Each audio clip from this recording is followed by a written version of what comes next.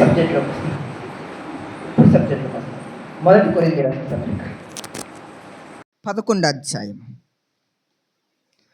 23-24 వచనాలు చదవాలని కోరుతున్నాను.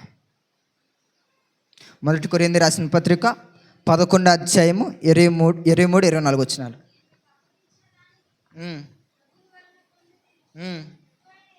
ప్రభు అయిన యేసు తాను అప్పగింపబడిన రాత్రి ఒక రొట్టెని ఎత్తుకొని కృతజ్ఞతాస్తుతులు చెల్లించి దాన్ని విరిచి, ఇది మీ కొరకైన నా శరీరము. చాలు నా వైపు శ్రద్ధగా వినండి. నేను సమయానికి ముగిస్తాను. టైం 9:06 అయింది. నాకు ఇచ్చిన సమయాన్ని నేను ముగిస్తాను. మరి 24 వచ్చిన మళ్ళీ ఒక్కసారి చదువుతారా?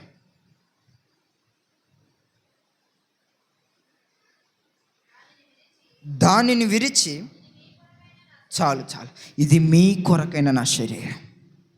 మనిషి ఏం చేశాడు? పాపం చేశాడు. మనిషి ఏం చేశాడు? ద్రోహం చేశాడు. మనిషి ఏం చేశాడు? దేవుడు చెప్పిన వాటిని చేయలేదు. పశువుని బలిస్తున్నారు, ఒక ఆవును బలిస్తున్నారు, ఒక మేకను బలిస్తున్నారు, ఒక గొర్రెను బలిస్తున్నారు. కానీ ఇవేమీ నేను పరలోక రాజ్యాన్ని తీసుకురావు. కానీ ఆయన మన కొరకు కార్చిన రక్తమే మన పరలోక రాజ్యానికి తీసుకువెళ్ళేది. గట్టిగా చెప్పగలుగుతారా? హల్లెలూయా, హల్లెలూయా. ఏ రక్తం, ఏ మనుషుడు, ఏ ప్రాణి ఈ భూలోకంలో ఇన్ని కోట్ల దేవుళ్ళని చెప్పుకుంటున్నా ఎవరు మన పరలోక రాజ్యాన్ని తీసుకెళ్లరు. ఎవరు మన పాపాన్ని తీసివేయరు. ఎవరు మన మోక్షాన్ని తీసుకెళ్లరు. కానీ నేను ప్రకటిస్తున్న దేవుడు మాత్రమే తన ప్రాణాన్ని మన కొరకు దారిపోసి మనల్ని నిత్యత్వానికి అర్హులుగా చేశాడు. నిత్యత్వానికి అర్హులు చేశాడు. ఏదో పోయి వచ్చేది కాదు. పాత నిబంధనలో బలి అంటే, పాత నిబంధనలో పాప పరిహార బలి అంటే అది ఒక పాపానికే. ఒకసారి తప్పు చేశాడా ఆ గొర్రె ఆ పాపానికే సరిపోతుంది. కానీ నా దేవుని రక్తం ఎన్ని పాపాలు చేసినా, ఎన్ని తప్పులు చేసినా, నువ్వు ఒక్కసారి ఆయన పాదాల దగ్గర రాగలిగితే, ఒక్కసారి ఆయన సన్నిధికి రాగలిగితే, ఒక్కసారి ఆయన బలిపీఠం దగ్గర నువ్వు రాగలిగితే, నిత్యత్వమైన పరీక్షించి నీ పాపాలను క్షమించడానికి నీ కొరకు కాచిన రక్తం అదే. నీ కొరకే నా కొరకు కాచిన రక్తం అదే. ఎంత ప్రేమ గల దేవుడా, ఎంత ప్రేమ గల దేవుడా. అబ్రహాం తప్పు చేశాడు. చెప్పిన మాట వినలేదు. భార్య మాట విన్నాడు. దిగాలుగా ఎండవేళ వచ్చి బయటకు వచ్చినాడు. దిగాలుగా వచ్చి కూర్చున్నాడు ఎండవేళ బయట. అప్పుడు దేవుడు ప్రత్యక్షమైంది, భయపడకము, నేను నీకు తోడే ఉన్నాను. తప్పు చేశాడు, తప్పు చేశాము, పాపం చేశాము, దేవునికి దూరమయ్యాము, దేవునికి దూరస్తులుగా బ్రతుకుతున్నాం. కానీ మన దగ్గరకు వస్తున్న దేవుడు ఆయన, మన దగ్గరకు వస్తున్న దేవుడు. రేపు బలారాధన చేయబెడుతున్నామే, రేపు ప్రభు బలలో చేయబెడుతున్నామే. మన కొరకు, నా కొరకు దేవుడు రక్తం కాచాడు, నా కొరకు ఆయన బలి అయ్యాడు అని చెప్పుకుంటున్నామే. అది నీ కొరకు ఆయన మర్చిపోతున్నామా? అది నా కొరకు ఆయన మర్చిపోతున్నామా? నా కొరకు ఆయన బలి అయ్యాడు. ఎవరి కొరకో కాదు, ఎవరో ఏదో చేసిన తప్పు కాదు. నేను తప్పు చేశాను, నేను పాపం చేశాను, నా కొరకు బలి అయ్యాడు, నా కొరకే బలి అయ్యాడని మీరు హృదయంలో ఉంచుకోగలిగితే, నా కొరకు బలి అయ్యాడు ఆయన. ఇది కేవలం నా కొరకే. ఆయన అంటున్నాడు కదా మాట, ఇదిగో నీ కొరకే, ఇదిగో మీ కొరకే, మీ కొరకైన నా శరీరం, మీ కొరకైన నా శరీరం. నీ కొరకు నా కొరకు ప్రాణం పెట్టిన దేవుడు, నీ కొరకు నా కొరకు మానవ వృత్తిగా వచ్చిన దేవుడు, నీ కొరకు నా కొరకు మానవ స్వరూపంగా వచ్చిన దేవుడు ఎవరైనా ఉంటారంటే ఈరోజు నేను ప్రకటిస్తున్న నజరేయుడైన యేసుక్రీస్తు మాత్రమే. నేను ప్రకటిస్తున్న యేసుక్రీస్తు మాత్రమే. నీ కొరకే, నీ కొరకే. ఈరోజు చాలామంది మర్చిపోతున్నాం. ఏదో బలారాధనకు వచ్చినప్పుడే ఆ జ్ఞాపకం చేసుకుంటున్నాం. ఏదో ప్రభు బలలో పాల్గొంటున్నప్పుడే ఆ శరీరాన్ని, అమ్మో నా కొరకు రక్తం కాచాడు, నా కొరకు ప్రాణం ఇచ్చాడు, అక్కడి వరకు వదిలేస్తున్నాం. ఈరోజు నేను తెలియజేస్తున్న ప్రధానమైన ఉద్దేశం ఏమిటంటే, మనం అక్కడికే వదిలేస్తున్నాం. ఒక తప్పు చేస్తుంటే, ఒక పాపం చేస్తుంటే, ఒక బూతు మాట మాట్లాడుతుంటే, ఏదో తప్పుడు ఆలోచన చేస్తుంటే మనకు ఆ శిలువ యాగం గుర్తు రావట్లేదు. ఇది నా కొరకే, నా కొరకే తన ప్రాణం పెట్టాడు, నా కొరకే ఆయన రక్తం కాచాడు, నా కొరకే సిలువ యాగం చేశాడు, ఇది నా కొరకే అని మర్చిపోతున్నాం. ఆయన అంటున్నాడు, ఇదిగో మీ కొరకు నేను రక్తం కారుస్తున్నాను, నీ కొరకే, నీ కొరకే, నీ కొరకే, నీ కొరకే, నీ కొరకే, నా కొరకే. దాన్ని మర్చిపోతున్నాం.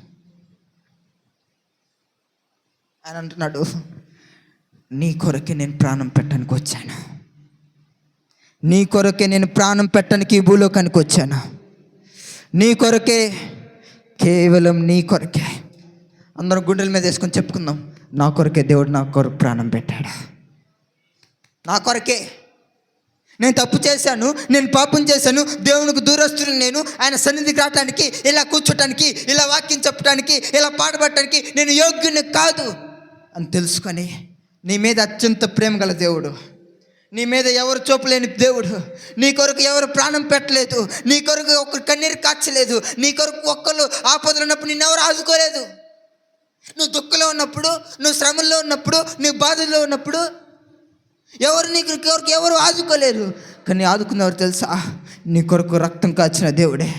నీవు నిరాశలో ఉన్న దగ్గరికి, నిరాశలో నిస్పృహలో ఉన్న దగ్గరికి నీ దగ్గరకు వచ్చిన ప్రేమ గల దేవుడా. ఎవరు రాలేదు, ధైర్యంగా చెప్పగలుగుతాను. మిమ్మల్ని నేను ఎప్పటి నుంచి ఒక రెండు మూడు రోజుల నుంచి చూస్తున్నాను. చిన్ననాటి నుంచి మిమ్మల్ని చూస్తున్నాను కదా. మీ యొక్క ప్రతి బాధ కష్టం నాకు తెలుసు కదా. శ్రమలో ఉన్నప్పుడు ఎవరైనా వచ్చారు మీ దగ్గరికి, ధైర్యంగా చెప్పగలుగుతారు, ఇదిగో నా బంధువు, నా స్నేహితుడు నేను శ్రమలో ఉన్నప్పుడు నా దగ్గరకు వచ్చాడు, నా బాధలు ఉన్నప్పుడు ఇగో వీడు నా దగ్గర నా కొరకు నిలబడ్డాడు చెప్పగలుగుతారా? నీ కొరకు నా కొరకు ఎవరు నిలబడలేదు. నీ శ్రమలో ఉన్నప్పుడు, నీ ఇబ్బందులు ఉన్నప్పుడు, నీ కష్టాలు వచ్చినప్పుడు ఇదిగో ఎవరు లేరు, ఇంకా నా బతుకు అయిపోయింది, చాప చుట్టేయటమే, ఇంక నా జీవితం అయిపోయింది, ఇంక నేను చచ్చిపోవటమే తీర్మానం, ఇంక నా దిక్కు ఎవరు లేనప్పుడు నీ కొరకు ఎవరైనా వచ్చారా? ఎవరైనా వచ్చారా నీ కొరకు? ఎవరు రాలేదు. ఈరోజు నేను ప్రకటిస్తున్న దేవుడు నీ కొరకే వచ్చానని తెలియజేస్తున్నాడా. నమ్మితే విశ్వాసంతో చప్పట్లు కొడుతూ దేవుడు నామాన్ని మహిమపరుద్దాం. నా కొరకే, నీ కొరకే. ఎవరు రాలేదు. బాధలో ఉన్నప్పుడు, కష్టాల్లో ఉన్నప్పుడు, ఇబ్బందుల్లో ఉన్నప్పుడు, కన్నీటిమయమై ఒక మూలలో కూర్చొని ఆడుస్తున్నప్పుడు, అమ్మో నేనే ఎంత కష్టం ఎందుకు, నాకే ఎంత కష్టం ఎందుకు, ఎవరు రాలేదు. నీ కుమారుడు నిన్ను త్రోసివేస్తే, నీ బిడ్డ నిన్ను త్రోసివేస్తే, నీ భర్త నిన్ను త్రోసివేస్తే, నా అనుకున్న వాళ్ళు నిన్ను తోసేస్తే నీ దగ్గరికి ఎవరు రాలేదు. వచ్చింది ఎవరో తెలుసా? నీ కొరకే ప్రాణం పెట్టిన యేసు నీ కొరకు నీ దగ్గరికి వచ్చాడా. నీ కొరకే ఎన్ని వదులుకున్నాడు, ఎన్ని వదులుకున్నాడు. అక్కడ పరలోక రాజ్యంలో విడిచిపెట్టుకొని భాగ్యం అని ఎంచుకొనక, అది అబ్బా విడిచిపెట్టానే అనుకోని అసలు అది ఆ థాట్ కూడా రాలేదు. అనవసరంగా విడిచిపెట్టొచ్చానే అనుకోలేదు. ఈ శ్రమ పట్టడం ఆయనకు అవసరమా? ఈ కష్టపడటం ఆయనకు అవసరమా? నీ కొరకు నా కొరకు బలవటం ఇది అవసరమా? ఆయనకు అవసరం లేదు, ఆయనకు అక్కర్లేదు. కానీ నీ కొరకే బలవటానికి వచ్చిన దేవుడు నేను ప్రకటిస్తున్నాను, నజరేయుడైన యేసయ్య. ఎవరు రాలేదు సార్ మన కొరకు? తల్లి ఎవరు రాలేదమ్మా, ఎవరు రాలేదు. కన్నీరు కారుస్తున్నప్పుడు, ఒక ప్రశ్న వేదన పొందుతున్నప్పుడు, నాకే ఎందుకు ఇంత కష్టమైనప్పుడు నీ కొరకు ఎవరు రాలేదు. నీ కొరకే వచ్చిన దేవుడు, నీ కొరకే వేచి ఉన్న దేవుడు, ఇంకా నీవు చేయిస్తావని ఎదురు చూస్తున్న దేవుడు నేను ప్రకటిస్తున్న నజరేయుడైన యేసు క్రీస్తు ప్రభువు వారు. ఎవరు రాలేదు సార్ మన కొరకు. నీ కొరకే ప్రాణం పెట్టాడు, నీ కొరకే. ఇంతవరకు నీ కొరకు ఒక దగ్గర ఒక 10,000 అప్పు తీసుకున్నారు అనుకుందాం. ఒక 10,000 నేను అప్పు తీసుకున్నా. నాన్న వాళ్ళే, సొంతోళ్ళే ఒక 2 నెలల అయిన తర్వాత నీ ఎలా వాళ్ళ టంగ్ ఎలా ఉండిద్ది? ఫస్ట్ డబ్బులు తీసుకున్నాక డబ్బులు, తర్వాత వాళ్ళ వయసు ఎలా పెరిగిద్ది? కొత్తగా నా వైపు చూస్తున్నారు, తెలియదా మీకు? ఆ శ్రమల గుండి వచ్చిన వాళ్ళు కాదా? ఆ ఇబ్బందుల నుండి వచ్చిన వాళ్ళు కాదా? అంతలా నీకు వ్యతిరేకంగా ఉన్న మనుషులు సైతం, ఎవరు నిన్ను ప్రేమించకపోయినా, ఎవరు నా వాడు అని చెప్పుకోకపోయినా, ఇతడే నా ప్రియ కుమారుడు అని ప్రేమగా పిలిచిన దేవుడు నీ కొరకు వేచి ఉన్నాడా. ఇదిగో నా బిడ్డ ఈమె, ఇదిగో నా బిడ్డ ఇతడే. నీ కొరకు వేచి ఉన్న తండ్రి నీ కొరకు వేచి ఉన్నాడా. నా బిడ్డ వస్తాడు, ఈ బిడ్డ వస్తాడు. తప్పు చేసాం నిజమే, పాపం చేసాం నిజమే, నీ కొరకు నా కొరకు బలి అయిన దేవుడి కొరకు ఏం చేస్తాం? రెండు విషయాలు మీకు ఈరోజు తెలియజేస్తాను. ఇది తెలియజేసుకుని వెళ్ళిపోతాం. నమ్ముతున్నామా నా కొరకే అని దేవుడు రక్తం కాచారని? అందరి సమాధానం చెప్పండి. నమ్ముతున్నారా నా కొరకే రక్తం కాచారని? నమ్ముతున్నారా? మాట్లాడొచ్చు. నమ్ముతున్నారా? గట్టిగా మాట్లాడొచ్చు. నమ్ముతున్నారా? నా కొరకే దేవుడు రక్తం కాచాడా? నా కొరకే దేవుడు రక్తం కాచాడా? అంత రక్తం కాచిన దేవుని కొరకు ఏదైనా చేయాలా లేదా? ఏదైనా చేయలే లేదా? న్యాయం మాట్లాడుకుందాం. ఏదైనా చేయలే లేదా? అంత పరలోకమైన దేవుడు నీ కొరకు నా కొరకు వచ్చాడే. ఆయన కొరకు ఏం చేయలేదు తెలుసా? అదే 11వ అధ్యాయం 26వ వచనం చదవండి. మీరు ఈ రొట్టెను తిని ఈ పాత్రలోనే తాగినప్పుడల్లా ప్రభు వచ్చే వరకు ఆయన మరణమును ప్రచురించెదరా. దేవుడు నీ దగ్గర నుంచి నా దగ్గర కోరుతుంది తెలుసా? ఆయన మరణాన్ని ప్రకటించడమే. ప్రకటించండి. నమ్ముతున్నాం ఎంతవరకు? దేవుడు నా కొరకే ప్రాణం పెట్టామని నమ్ముతున్నాం కదా, నా కొరకే సిలువ యాగం నమ్ముతున్నాం కదా. ఇప్పుడు దేవుడు మనకు అప్పచెబుతున్నాం. చిన్న కోరుతున్నాడు మన దగ్గర నుంచి. బిడ్డ ఒక్కటి నీ కొరకు ఒక్కటి అడుగుతున్నాను, నా కొరకు ఒక్కటి చేయవా అని అడుగుతున్నాడు దేవుడు ఈ రోజున. ఆయన మరణాన్ని ప్రకటించండి. ఒక విషయం మీకు తెలియజేస్తాను.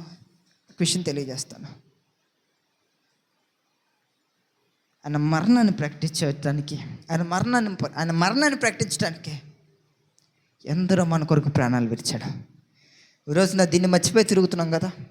ప్రార్థన రావటానికి కూడా దీన్ని వదిలేసి వస్తున్నాం కదా. దీన్ని రావటానికి ఎన్నో తగలబడ్డ ప్రాణాలు మన కొరకు మొరపెడుతున్నాయి. ఎందరో భక్తులు మన కొరకు మరణించాడు. అతని పేరు నాకు గుర్తులేదు, కానీ నేను ఆ బుక్ చదివాను. అతనితో నేను ఈ 1000 గ్రామాలను నేను సువార్త ప్రకటించవలసిందే అని ఒక తీర్మానం చేసుకున్నాడు. ఒక గ్రామానికి వెళ్ళాడు, ప్రకటించాడు. ఒక స్టేట్మెంట్ ఉండిద్ది. నేను ఈ గ్రామానికి వచ్చినప్పుడు ఒక్క క్రైస్తవుడు లేడు, నేను ఈ గ్రామానికి వెళ్ళేటప్పుడు ఒక్క అన్యుడు లేడు. ప్రకటిస్తే అలా ప్రకటించాలి. వెళ్ళాడు, ఒక గ్రామానికి వెళ్ళాడు. భార్య, భర్త, పిల్లలు, ముగ్గురు పిల్లలు వెళ్ళిపోయారు. ఒక 2-3 గ్రామాలు బాగానే వచ్చారు, 4 గ్రామాలు బాగానే వచ్చారు, 5 గ్రామాలు బాగానే వచ్చారు. ఇంటి దగ్గర తల్లి చనిపోయిన వార్త వచ్చింది. ఆ మాటను జీర్ణించుకోలేక తండ్రి చచ్చిపోయాడు. 2 శవాలు అక్కడ పడి ఉన్నాయి.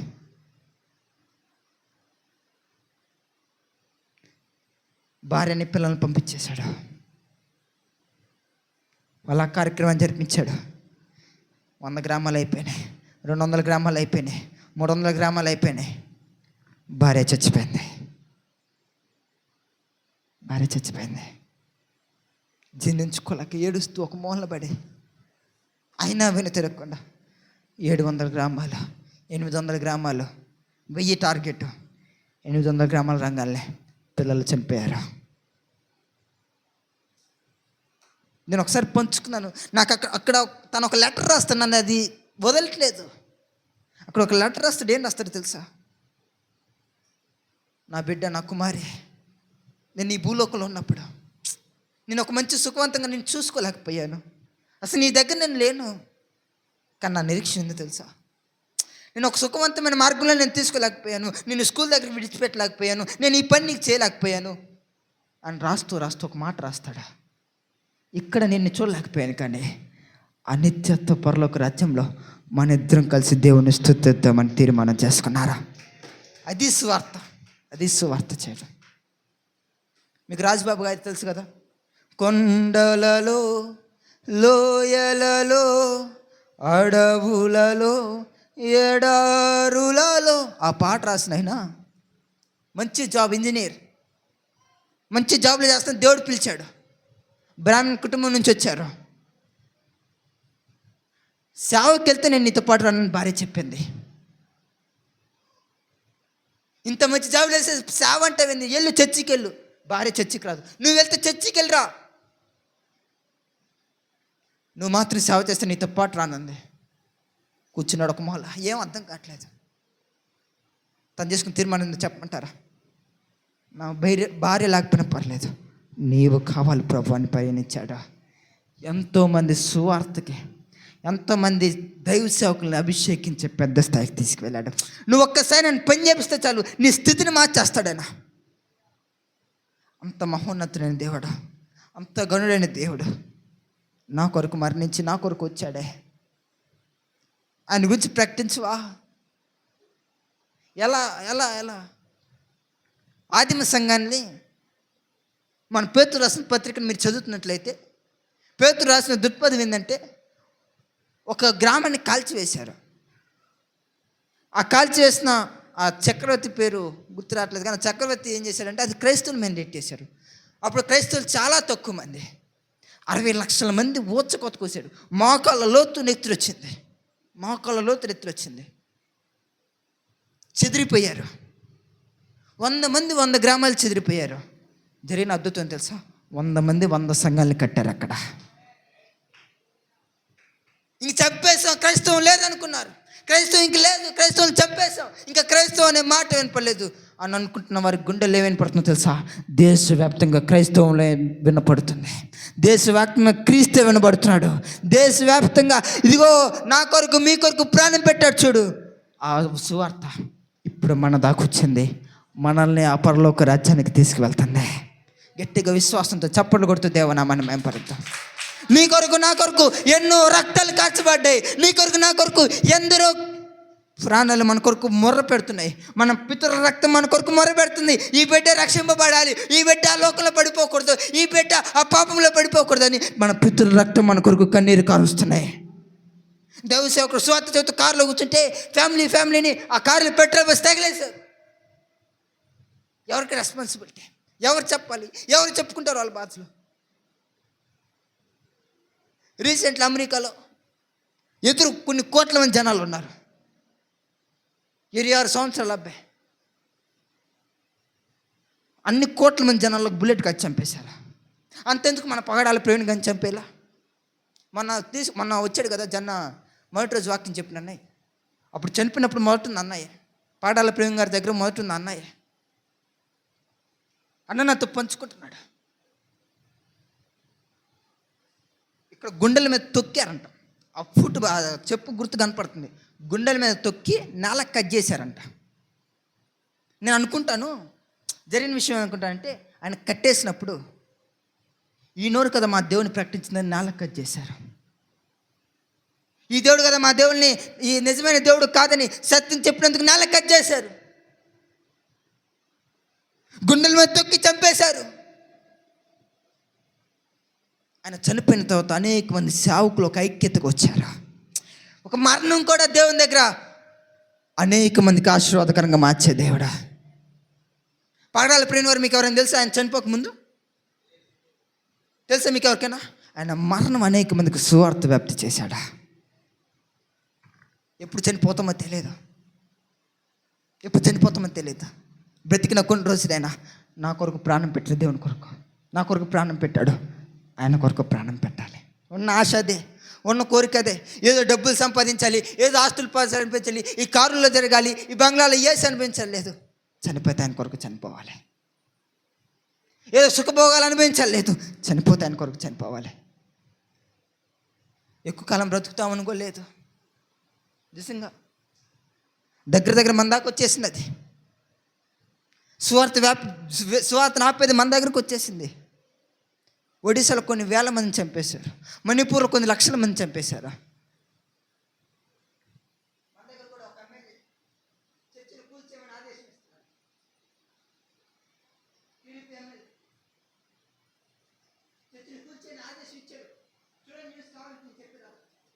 మన దగ్గర కూడా వచ్చేసింది. బ్రతికిన కొన్ని రోజులైనా నా కొరకు ప్రాణం పెట్టిన దేవుని కొరకు బ్రతుకుదా. నా కొరకు ప్రాణం పెట్టిన దేవుని కొరకు బ్రతుకుని తీర్మానం చేసుకోండి. ఈ ఆస్తులు సంపాదించాలి, డబ్బు సంపాదించాలి, ఇవన్నీ నిమిషాలే, ఇవన్నీ కొన్ని సంవత్సరాలే. మనిషి ఆయుష్ గట్టి పువ్వు వంటిది. ఎప్పుడు మాడిపోతే తెలియదు, ఎప్పుడు ఊడగడతారో తెలియదు, ఎప్పుడు పోతే కూడా తెలియదు. బ్రతికిన కొన్ని రోజులైనా దేవుని కొరకు వైరాగ్యం కలిగి బ్రతుకుతాం. ఉదయం లేచిన కాడి నుంచి ఏదో ఒకటి మరణమైన వాకితే, వీళ్ళు హాస్పిటల్ చేయడు, ఇదే అయిపోయింది, అదే అయిపోయింది, ఏదో ఒకటి వాడుతుంటున్నాం. మనకి ఇదే వద్దు. నా కొరకు ప్రాణం పెట్టిన దేవుని ప్రకటిస్తానని తీర్మానం చేసుకోండి. బ్రతికిన కొన్ని దినాలైనా చదువుతున్నాం కదా, వస్తున్నాం సేవకి, ఏదో సేవ చేద్దామని వస్తున్నాం, దేవుని సువార్త ప్రకటిద్దామని వస్తున్నాం. పిల్లలు బండి వారు కొందరు నమ్మకంగా సేవ చేస్తున్నారు, ఇంకా కొందరు అబద్ధ బోధలు వైపు అబద్ధ బోధలు చేస్తే ఇంకా కొందరు. బ్రతికితే కొన్ని దినాలైనా మా దేవుని కొరకు రోషంగా బ్రతుకుదామని తీర్మానం చేసుకున్న దైవ సేవకులు కొందరా. ఎంతకాలం సార్ బ్రతుకుతాం? అమ్మ తల్లులారు చెప్పండి, ఎంతకాలం బ్రతుకుతాం? ఇంకా సుఖ సంతోషాల వైపు కాదా? దేవుడి కృపను బట్టి ఏదో వాడుకుంటూ తీసుకొస్తున్నాడు దేవుడు. వ్యక్తిగతంగా నా ఒక ఎక్స్పీరియన్స్ చెబుతున్నాను. నేను కూడా ఎక్కువ కాలం బ్రతకనేమో, నిజంగా చెబుతున్నాను.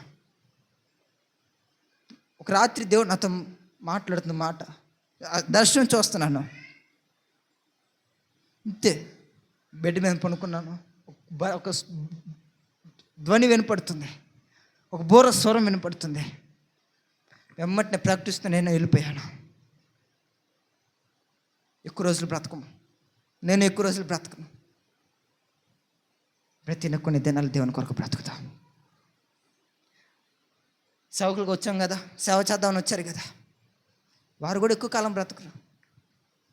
ఏదైనా రాసుకొని ఏదైనా చెప్పుకొని నా గురించి ఏదైనా అనుకోండి, జరిగే విషయం తెలియజేస్తున్నాను. ఎవరో ఎక్కువ కాలం బ్రతకం. ఆయన రాకడ అతి త్వరలో ఉంది, రాకడ అతి త్వరలో ఉంది. ఆయన ముందే తెలియజేశాడు, నోవాహు దినాల్లో ఎలా ఉండిద్దో నేను వచ్చే దినాలు అలా ఉంటాయి అని చెప్పిన రీతిగా మీరు చదువుకోండి. ఆది కాండం ఇప్పుడు చదువుతున్న పరిస్థితులు గమనించండి. ఒక్కలేని చెప్పగలుగుతారు నోవాహు దినాల్లో ఎలా ఉందో అలా లేదని చెప్పగలుగుతారా? సేమ్ అలా దిట్టిపోయింది, అలానే ఉండిపోయింది. ఏదో సుఖ సంతోషాల కొరకు ఏదో ఆశిస్తూ ఏదో సంపాదించాలి, నా బిడ్డలు సంతోషపరచాలి ఉన్నారు. కానీ నా బిడ్డని దేవుని కొరకు అప్పు చెప్పాలి, నా బిడ్డ దేవుని సేవకు కావాలి. ఈరోజు నాకు ఇంజనీర్ జాబ్ కావాలి, నాకు ఆ జాబ్ కావాలి, నాకు ఇది కావాలి, నాకు అది కావాలి, మా కొడుకు పోలీస్ అవ్వాలి అనుకుంటున్నారు. కానీ ఆ బిడ్డ దేవుని సేవ చేయాలనుకున్న తల్లులు కొద్దివైపోతున్నారు. అన్న ప్రార్థన అదే. లేవి కుమారులు చెడిపోయారు, లేవి కుమారులు దూరం అయిపోయారు, లేవి కుమారులు దోషం చేశారు. నాకు ఒక బిడ్డనిస్తే నీ కొరకు పెంచుతాను ప్రభా. ఆ పేరు పోవాలంటే ఇదిగో ఏం పిల్లలు కనలేదురా అని అమ్మాయి అయినా పర్లేదు, అబ్బాయి ఎందుకు కావాలి? నీ సేవ కావాలి, ఇప్పుడు నీ పరిచర్య కావాలి. ఒక మగ పిల్లోడే యాజకుడు అవ్వగలుగుతాడు అని సాధారణమైన హన్న భారం మనకి ఎప్పుడు వచ్చింది సార్? హన్న భారం మనకి ఎప్పుడు వచ్చింది? నా బిడ్డలు దేవుని కొరకు బ్రతకాలి, నా బిడ్డలు దేవుని సేవ చేయాలి, నా బిడ్డలు దేవుని కొరకే బ్రతకాలి అని సాధారణమైన హన్న ఒక భారం మనకి ఎప్పుడు వచ్చింది? బ్రతికిన కొన్ని దినాలైనా ప్రభా నీ సువార్తను ప్రకటిస్తున్నాను. నేను అనేది ఈ సేవకు వచ్చే సువార్త ప్రకటించమని కాదు. మీరు చేసే పనుల్లోనా, మీరు చదువుకుంటున్నారా, మీ కాలేజీల్లోనా, మీరు ఏ పని చేస్తున్నా అని సువార్తను ప్రకటించడానికి పని చేయండి. పొద్దున సిగ్గుపడినట్లేని పని వారి కంటే అది ఏదో సామాన్య విషయం కాదు. ఇదిగో ప్రభా నీ కొరకు ఇచ్చేస్తే నేను ధైర్యంగా నిలబడ్డాలి. పౌలు అంటాడు కదా, నేను మంచి పోరాటం పోరాడి తిని నా పొరుగు కడముట్టించింది, విశ్వాసము కాపాడుకున్నా మన విశ్వాసం. ఎంతమంది ఎన్ని శోధనలు వచ్చినా, ఎన్ని సవాళ్ళు ఎదురైనా, మీ కుటుంబంలో పెళ్ళి అనుకోండి, ఎవరైనా చనిపోయారనుకోండి, వాళ్ళు ఆచారం చేయమంటున్నారు అంటే మీరు ఈరోజు నా క్రైస్తవం ఎంత నీచమైన స్థితికి వెళ్ళిపోతుందంటే ఆచారాలకు లొంగిపోతున్నారు.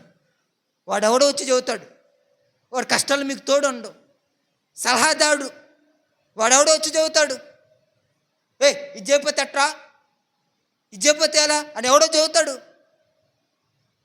ఇది చేయకపోతే ఎలా అని మనం కూడా లొంగిపోతున్నాం. దయచేసి దండం పెట్టి చెబుతున్నాను, అన్య ఆచారాలు లొంగిపోకండి. బైబిల్లో ఉందా ఇది అని అడగండి.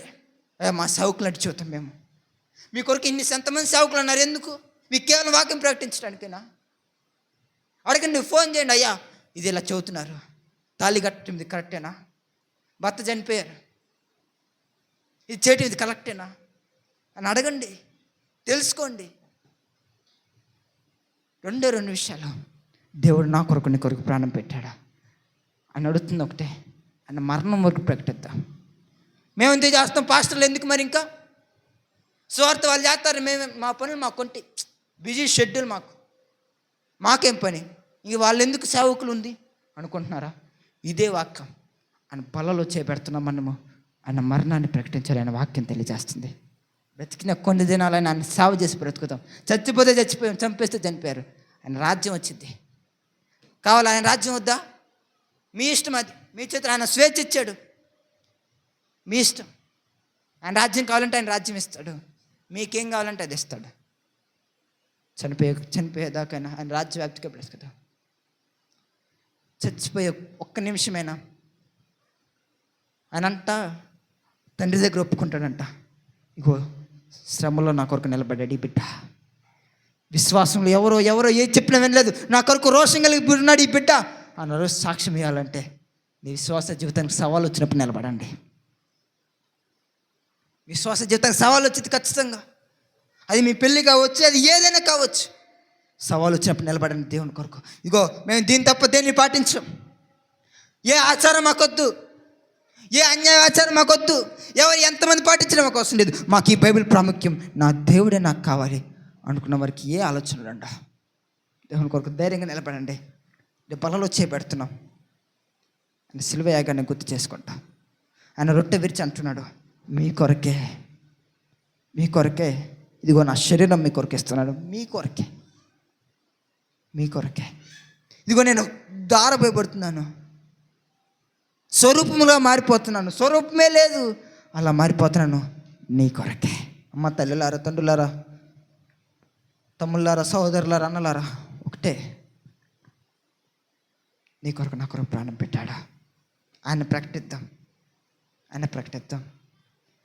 చచ్చేదాకా ఆయన ప్రకటిద్దాం. మాట్లాడడం ఏం లేదు, చనిపోయేదాకా ఆయన ప్రకటిద్దాం. మనందరం కలిసి నిత్యత్వంలో దేవుని నామాన్ని మహిమపరుద్దాం. చాలా, అంతకుమించి ఏమి వద్దాం. ఈ ఆనందాలు, ఈ సంతోషాలు ఇచ్చిన దానిలో దేవుని దగ్గర నమ్మకంగా ఉందాం. నీకు కొంతమంది విశ్వాసాలు అప్పగించారా, నీ సేవకులను అప్పగించారా, మీకు ఏమైనా బాధ్యతలు అప్పగించారా, అన్నిట్లో నమ్మకంగా ఉందాం. దేవుని కొరకు బ్రతుకుతాం. నా కొరకు ప్రాణం పెట్టిన దేవుణ్ణి ప్రకటిద్దాం, మీ కొరకు ప్రాణం పెట్టిన దేవుణ్ణి ప్రకటిద్దాం. నమ్ముతున్నారా? ప్రకటిద్దామా? మాట్లాడలేదా? ప్రకటిద్దాం. దేవుని కొరకు బ్రతుకుతాం. నాకు సమయం అయిపోయింది, కనిపెట్టనని చెప్పాడు. పరిశుద్ధాత్మ కనిపెట్టి కొడుకులో ఉన్నాం. రేపు ఆయన చేతి బల్లారోజుల్లో పాల్పొందుతున్నాం. నీ కొరకు కాచిన రక్తం, ఆయన కొరకు బ్రతుకుతాం. ఆయన సాక్షిగా జీవిద్దాం. ఈ యొక్క వాక్యం మన యొక్క వినికిలో దీవించును కాక. ఆమేన్. హల్లెలూయా. మంచి అవకాశం ఇచ్చిన దేవాతి దేవునికి, నీ సేవకులు నా హృదయపూర్వక వందనాలు తెలియజేస్తున్నాను. సమయాన్ని సేవకులకు అప్పచెబుతున్నాను.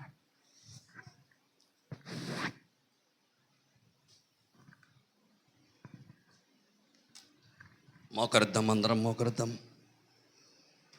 ఈ వాక్య సారాంశం ఏంటి? ఈ వాక్య ఉద్దేశం ఏంటయ్యా అంటే, మనమే ఒక సువార్తగా మార్చబడాలని.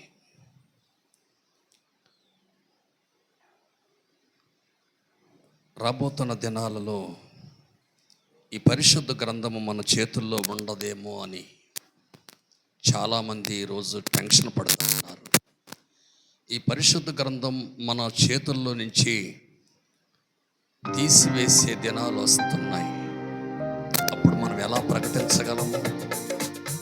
ఆయన మరణమును ఎలా ప్రకటించగలము, ప్రచురం చేయగలము? ఆయన వాక్యము మన హృదయంలో భద్రపరుచుకుంది. ఆయన వాక్యమును మన హృదయంలో రాసుకొని దానిని ప్రకారం మనము జీవించగలిగితే, ఆయన ఏమై ఉన్నాడో, ఎందుకు మరణించాడో, ఎందుకు మన కోసం దిగి వచ్చాడో, ఎందుకు మన కోసం ప్రాణం పెట్టాడో, తన రక్తమును కార్చాడో, అది నీకు గుండెల నిండా అర్థమై నువ్వు దానిని పీడి తీసుకొని ఉంచుకుంటే, రాబోతున్న దినాల్లో ఎన్ని శ్రమలైనా, ఎన్ని ఇబ్బందులైనా ఆయనను ప్రచురము చేయగలము. ఆయన ప్రచురమును చేయాలంటే నీ హృదయం మీద ఆయన మాటలు, ఆయన స్వార్థను నీవు భద్రపరుచుకొని ఆయన కొరకు జీవించగలిగిన వారమై అంటే మనం ఆయనను అంతము వరకు మన జీవితంలో ఆయనను మనం ప్రకటించగలం. అందరం మోకరిద్దాం. అందరం మోకరించినటువంటి మనందరం ఆయన సన్నిధిలో, ప్రభువా మరొక్కసారి నా జీవితం అంతము వరకు నిన్ను, నీ మరణమును ప్రకటించే వారిగా మమ్మల్ని నిలవబెట్టండి అయ్యా. నీ మరణమును ప్రచురము చేయ